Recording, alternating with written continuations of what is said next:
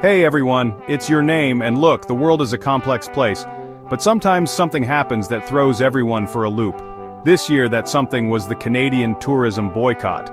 We're diving deep into the aftermath of this boycott. We're going to look at the 10 US states hit hardest, examining the economic realities and the stories of people directly affected.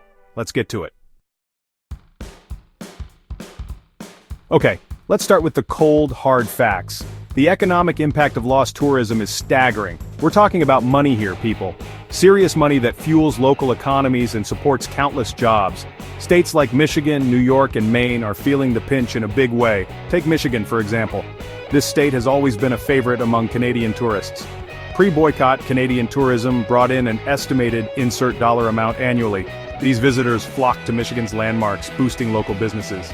This year, the numbers are down by insert percentage. The once bustling tourist spots now stand eerily quiet. New York, with its bustling metropolis and scenic upstate region, is also reeling from the loss of Canadian visitors. The impact is felt from the heart of the city to the serene countryside. Broadway shows are struggling to fill seats, impacting everyone from actors to restaurants. The ripple effect is enormous. Maine's lobster shacks are seeing a significant dip in customers. These iconic eateries are a staple of the local economy. The reality is, these lost revenues represent a serious blow to state economies. The financial strain is visible everywhere, and while it's easy to get caught up in the big picture, we can't forget about the real people behind these numbers. Small business owners, employees, and their families are all affected. Let's talk about the businesses on the front lines of this tourism downturn. Hotels with vacant rooms, restaurants with empty tables, and tour operators left wondering where all the customers went. Imagine you're a hotel owner in a border town that's used to being bustling with Canadian visitors. You've staffed up, stocked the mini fridges, but the reservations just aren't coming. Restaurants are also feeling the heat. Fewer customers mean less revenue, and that can be the difference between staying afloat and having to shut down completely. And let's not forget about the tour operators. When tourism takes a hit, it's the entire ecosystem of businesses that suffer. The impact of this boycott extends far beyond the obvious. It's like when you drop a pebble in a pond, and the ripples just keep spreading outwards. Local grocery stores sell less food, gas stations pump less fuel, and even hair salons see a dip in business. Remember those infrastructure projects funded by tourism dollars? Delays and cutbacks are becoming more common. But perhaps the most significant impact is on the people themselves. The sense of uncertainty, the fear of losing a job, it takes a toll. It can strain relationships, impact mental health, and erode the fabric of a community. Behind every statistic, there's a human story. These are the faces of the boycott's ripple effect. Let's talk about jobs. Employment is the backbone of any community, providing not just income but also a sense of purpose and stability. When tourism dries up, so do many of the jobs that depend on it. The once bustling tourist spots become ghost towns, and the ripple effect is felt far and wide. We're talking about full-time jobs, careers, livelihoods that are being impacted by this boycott. The stress and uncertainty weigh heavily on those affected: hotel staff, restaurant servers, tour guides, bus drivers, and gift shop employees. These are the faces of the tourism industry, each playing a crucial role in creating memorable experiences for visitors. For many of these workers, tourism isn't just a job, it's a family tradition. Generations have worked in this industry, passing down skills and knowledge. But now, many of these families are facing an uncertain future. The anxiety and fear of what comes next are palpable. Layoffs are becoming increasingly common, and those who manage to hold on to their jobs are often facing reduced hours or pay cuts. The financial strain is immense, and it's not just the direct tourism jobs that are affected. The entire local economy feels the pinch. As people tighten their belts, they cut back on spending, which means fewer customers for local businesses. Shops, cafes, and other establishments see a drastic drop in foot traffic. This can lead to layoffs in retail, construction, and other industries that rely on a healthy local economy. The domino effect is undeniable. The impact on employment is one of the most devastating consequences of this boycott. The search for new opportunities becomes a daily struggle. It's about real people, real families who are struggling to make ends meet. The emotional toll is just as significant as the financial one. Economic policies can have unintended consequences that ripple throughout society. The need for thoughtful, compassionate solutions has never been more urgent. Amidst all the challenges, there are also stories of resilience and creativity. Hoteliers are transforming their properties to cater to a different clientele. Some are offering long-term stay options for remote workers. Others are partnering with local businesses to offer unique experiences. Restaurants are pivoting their menus and operations to attract a more local crowd. They're hosting live music nights, offering cooking classes, and partnering with local farmers. Tour operators are organizing virtual tours and offering personalized itineraries.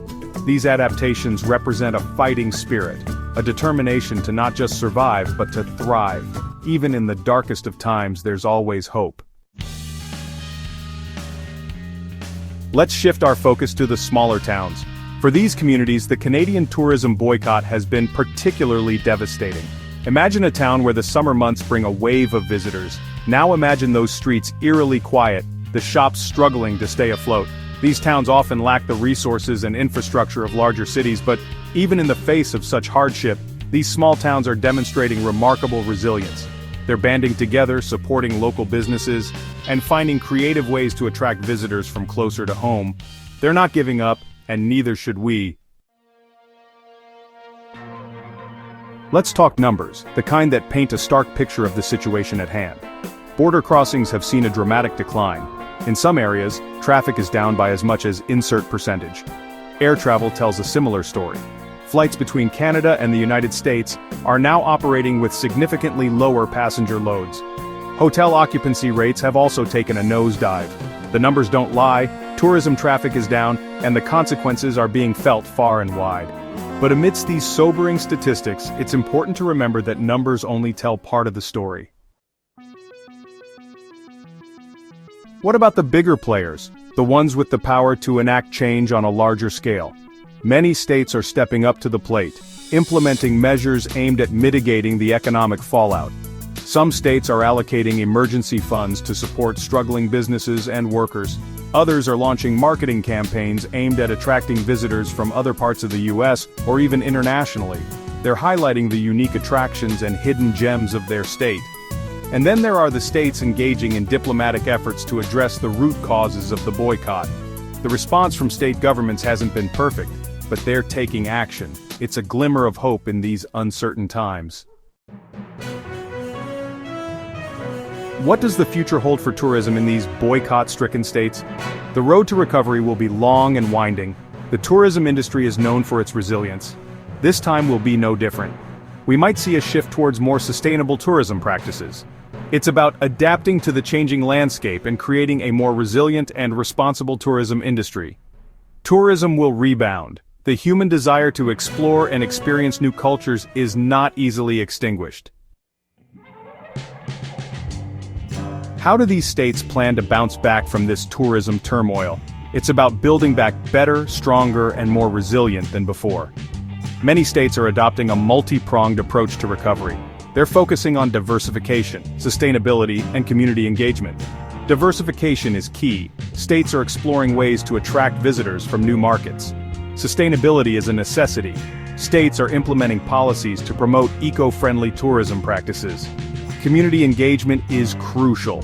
The road to recovery won't be easy, but with careful planning, these states can emerge stronger and more resilient. So there you have it, the complex and often overlooked story of how Canada's tourism boycott is reshaping the landscape of American tourism.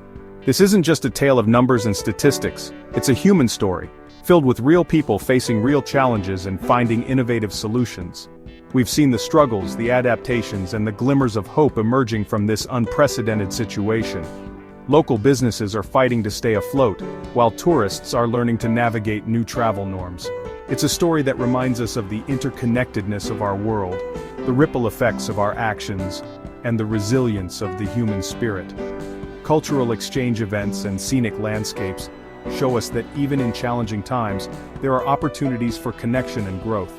If this deep dive into the unexpected world of international boycotts and their impact on local economies has taught us anything, it's that the future of travel is far from certain.